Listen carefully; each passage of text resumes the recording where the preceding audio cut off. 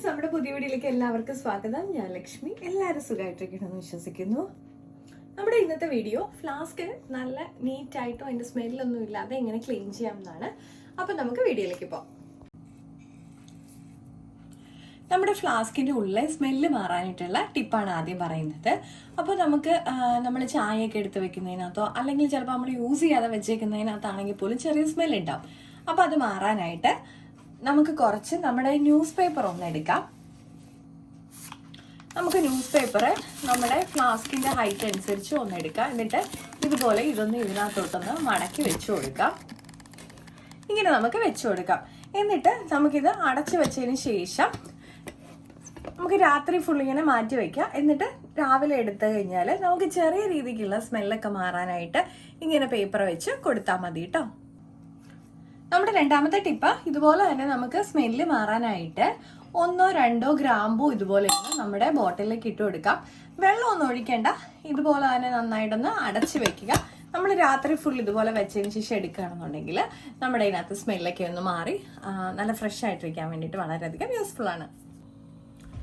നമുക്കിതുപോലെ തന്നെ സ്മെല്ല് മാറാനായിട്ട് ഇതുപോലെയുള്ളൊരു നാരങ്ങയുടെ പീസ് ഒന്ന് ഇതിനകത്തേക്ക് ഇട്ട് കൊടുക്കാം. അതിനുശേഷം ഞാൻ നേരത്തെ പറഞ്ഞ പോലെ തന്നെ നമുക്ക് ഇതൊന്ന് അടച്ചു വെക്കാം. നമുക്ക് പിറ്റേ ദിവസം രാവിലെ ആകുമ്പോൾ എടുക്കുമ്പോഴത്തേക്കും ഇതിനകത്ത് സ്മെല്ലൊക്കെ മാറാൻ വേണ്ടിയിട്ട് നാരങ്ങ ഇട്ട് വെക്കുന്നതും വളരെയധികം യൂസ്ഫുൾ ആയിട്ടുള്ള ഒരു കാര്യമാണ്. നമുക്ക് അതുപോലെ തന്നെ കുറച്ച് നമ്മൾ ഓറഞ്ച് ഉപയോഗിച്ചതിന് ശേഷമുള്ള ഓറഞ്ചിന്റെ തൊലി ഉണ്ടെന്നുണ്ടെങ്കിൽ ഇതുപോലെ തന്നെ ഇതിനകത്ത് ഇട്ട് കൊടുക്കാം. അതിനുശേഷം ഞാൻ നേരത്തെ പറഞ്ഞ പോലെ തന്നെ നമുക്കൊന്ന് അടച്ചു വെക്കാം.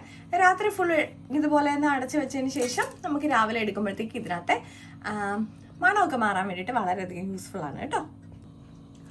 നമ്മൾ ഇത്ര നേരം പറഞ്ഞത് എന്തായിരുന്നു? നമ്മുടെ കുപ്പിയിലെ സ്മെല്ല് മാറാനുള്ള വഴിയാണ്. അപ്പൊ നമുക്ക് ഇനി ഇതെങ്ങനെ നല്ല നീറ്റായിട്ടൊന്ന് ക്ലീൻ ചെയ്തെടുക്കാൻ നോക്കാം. നമ്മുടെ ഈ ടിപ്പിലൂടെ എത്ര കറയുള്ള കുപ്പിയാണെന്നുണ്ടെങ്കിൽ നമുക്ക് നന്നായിട്ട് ക്ലീൻ ചെയ്തെടുക്കാൻ പറ്റും കേട്ടോ. അപ്പൊ അതിനായിട്ട് ഞാനിവിടെ കുറച്ചൊന്ന് ബേക്കിംഗ് സോഡ ഇട്ട് കൊടുത്തിട്ടുണ്ട്. നമുക്ക് കുറച്ച് ഉപ്പൊന്ന് ഇട്ട് കൊടുക്കാം. നമ്മുടെ ഇതിനകത്ത് ലേശം മഞ്ഞ കളർ കാണിക്കുന്നത് ഞാൻ മഞ്ഞപ്പൊടി എടുത്ത ചെറിയ സ്പൂൺ വെച്ചിട്ട് തന്നെയാണ് നമ്മുടെ ബേക്കിംഗ് സോഡ എടുത്തത് കേട്ടോ. അപ്പോൾ അതുകൊണ്ടാണ്. ഇതിലേക്ക് ഒരു ലേശം ഞാൻ അരിയും കൂടെ ഒന്ന് ഇട്ട് കൊടുക്കുന്നുണ്ട്.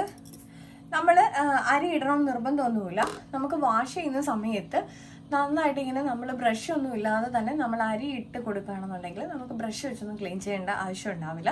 നമ്മൾ ജസ്റ്റ് നന്നായിട്ടൊന്ന് കുലുക്കി എടുത്താൽ മാത്രം മതിയാവും. അപ്പോൾ അതുകൊണ്ടാണ് ഞാൻ കുറച്ച് അരിമണി ഇട്ട് കൊടുക്കുന്നത്.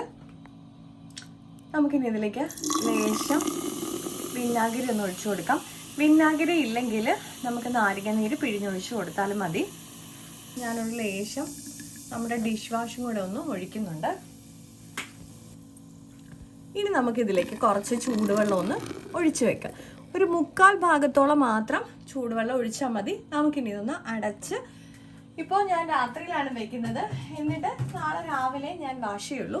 അത്രയും സമയത്തോളം നമുക്കിതൊന്ന് മാറ്റി വെക്കാം. നമ്മളിതിപ്പോൾ ഇന്നലെ തലേ ദിവസം രാത്രി വെച്ചതാണ്. നമുക്കിത് നന്നായിട്ടൊന്ന് ഷെയ്ക്ക് ചെയ്തതിന് ശേഷം ഞാനൊന്ന് വാഷ് ചെയ്തിട്ട് കാണിക്കാം കേട്ടോ. നമുക്കിതുപോലെ ഇത് നന്നായിട്ടൊന്ന് ഷെയ്ക്ക് ചെയ്യണം ആദ്യം. എന്നിട്ട് നമ്മൾ ക്ലീൻ ചെയ്യുന്ന ബ്രഷ് ഉണ്ടല്ലോ, ആ ബ്രഷ് വെച്ചിട്ട് നമുക്ക് ക്ലീൻ ചെയ്യാം. അല്ലെങ്കിൽ നമ്മൾ കുറച്ച് അരിമണി ഇതിനകത്ത് ഇട്ടേക്കുന്നത് കൊണ്ട് അങ്ങനെയാണെങ്കിൽ ക്ലീൻ ആവും.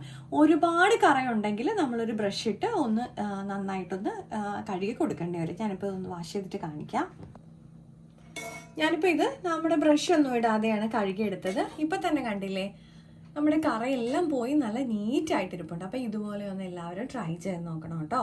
നമുക്ക് കറ ഒരുപാടുണ്ടെന്നുണ്ടെങ്കിൽ മാത്രം ബ്രഷ് ഇട്ട് കഴുകിയാൽ മതി. അല്ലെന്നുണ്ടെങ്കിൽ നമ്മൾ ജസ്റ്റ് ഒന്ന് ശകല അരിമണി അതിനകത്ത് കിടപ്പുണ്ടെന്നുണ്ടെങ്കിൽ നമുക്ക് നന്നായിട്ടൊന്ന് ഷെയ്ക്ക് ചെയ്തതിന് ശേഷം നമുക്ക് കഴുകിയെടുത്താൽ മാത്രം മതി.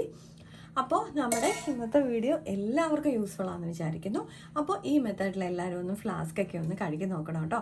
അപ്പോൾ ലൈക്ക് ചെയ്യാനും ഷെയർ ചെയ്യാനും കമൻറ്റ് ചെയ്യാനും മറക്കല്ലേ. അടുത്ത വീഡിയോയിൽ കാണുന്നവരെ നന്ദി, നമസ്കാരം.